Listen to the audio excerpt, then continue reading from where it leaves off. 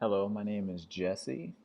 I work for the FAA as an air traffic controller at Portland International Airport.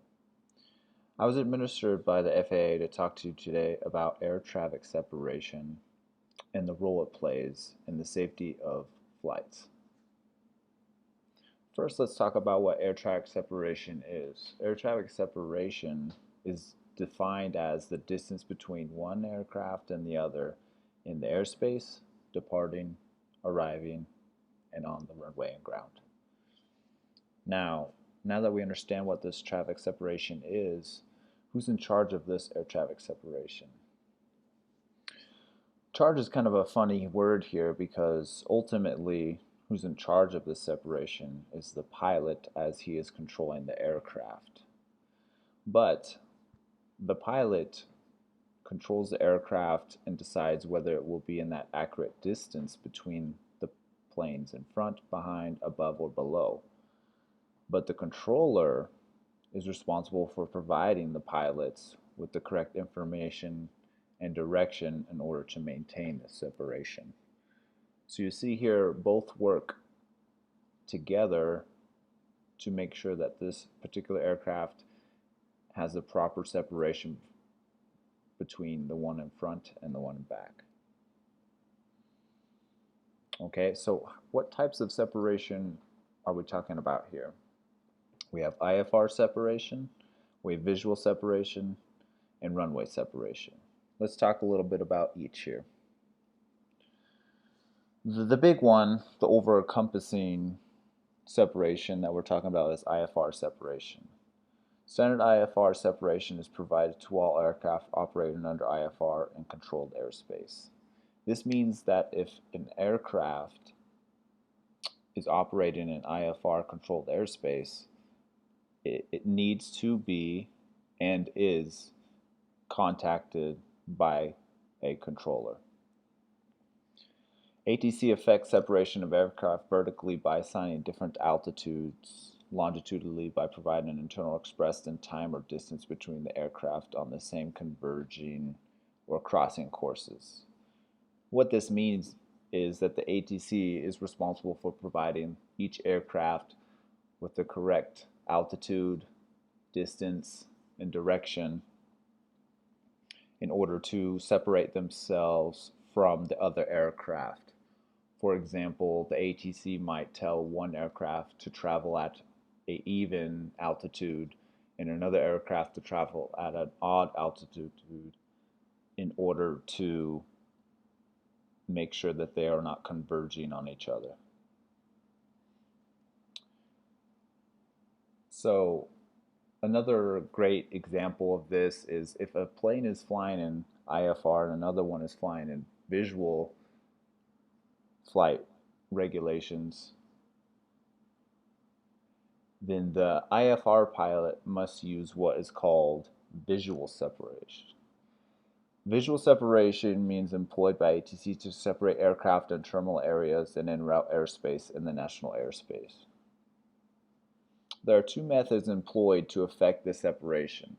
As we talked about before, the tower controls sees the aircraft involved and it issues instructions as necessary to ensure that the aircraft avoid each other. So that's the role that the tower plays in this visual separation. Now the pilot must see the other aircraft involved and upon instructions from the controller provide separation by maneuvering the aircraft to avoid it.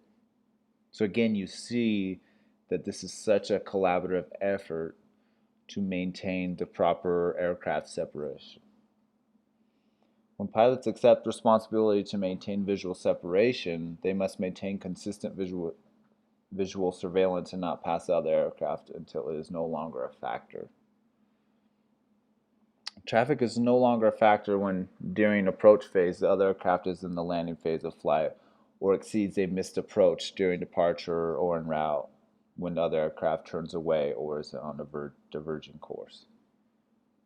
So yes, the controller must set up the plane for success and the pilot's up for success, but it they can only do so much for the pilots. The pilots must use visual separation to maintain this instruction's integrity. Now, when we talk about on the ground, we have runway separation. And this is in the hands of local controllers and some ground controllers. Tower controllers establish a sequence of arriving and departing aircraft by requiring them to adjust flight or ground operation as necessary to achieve proper spacing. As I said, this is in charge of local controllers. A great example of this is they may hold an aircraft short of the runway to achieve spacing between it and an arriving aircraft. The controller may instruct a pilot to extend downwind in order to establish spacing from arriving or departing aircraft. They also might tell them to go around because there's something going on the runway, an obstruction of an aircraft or some sort. So in order to maintain this distance from that aircraft that landed in front of them, they'll be told to go around by the controller and enter it back into the holding pattern. At times, the clearance may include the word immediate. This is important. For example, cleared for immediate takeoff. This means that there's a desired window of time that that plane must take off in order to maintain the integrity of this separation from the aircraft hoping to land or another aircraft anticipating a takeoff. So the word choice that the controllers use here is important for the pilot to listen to each one of these words and make sure that the controller uses the correct words at the correct time and the correct statements. It's also up to the pilot to refuse this clearance if, in the pilot's opinion, it would affect operation. So again, this goes back to the visual inspection of the separation. If the pilot sees something on the runway that the controller can't see, or something in the sky the controller can't see, then the pilot must take this onus and speak up to controller so they both are on the same page and can identify the obstruction. And this makes it safe for everybody involved, not just the aircraft voicing this or the controller, but the other controllers and the other aircraft in this airspace or on this runway. Now, there's several different tasks or tools that can be used to maintain this separation, and the most popular one is speed adjustments. What ATC will do is they will issue speed adjustments to the pilots of radar-controlled aircraft to achieve or maintain required or desired spacing. When ATC expresses these speed adjustments, it's in terms of knots based on indicated airspeed in 5 to 10 knot increments. Now, this is where it gets a little tricky, and this again is where this collaborative effort takes a lot of communication in order to maintain the safety standards that we're looking for in the separation. If a aircraft and pilot are using an approach clearance that is a safe speed for that particular aircraft, the approach clearance supersedes any prior speed adjustment assigned. So the pilot does not speed up or slow down the aircraft in order to maintain these distances. They must land the plane in a safe manner. And this means that they have to communicate with ATC saying, okay, these are my minimums for this approach, and I can't go below or above that. What can we do in order to maintain the separation and maintain the speed? And as I said before, that might mean that they have to do a go around or whatever ATC decides. But again, it's a collaborative effort and a lot of communication is involved. Okay, so why is aircraft separation important? This separation is the glue holding the airspace together. Without this separation, aircraft would be essentially guided missiles in the sky. when they first created ATC and the communication of someone on the ground, this was essentially what they were tackling.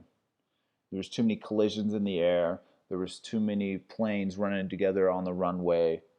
There was just no organization. And so it's important that the aircraft separation is maintained in order to allow the sky to be almost like a freeway on the ground. You know, you have a certain distance between the car in front of you and the car in the back of you, and they want the air to be just like this. They want that standard separation and it to be uniform throughout. This is one of the main principles of providing aircraft with a safe airspace to fly in the airspace and at airports. It's perhaps the most important task of ATC. Now, a pilot has several other important tasks, such as flying the plane and flying it safely from A to B. But ATC's role is this exactly, providing the aircraft with the correct separation. Thank you for your time today, and I hope that you understand a little bit more about aircraft separation and the safety implications that it has on our airspace and our airports. Thank you. Bye.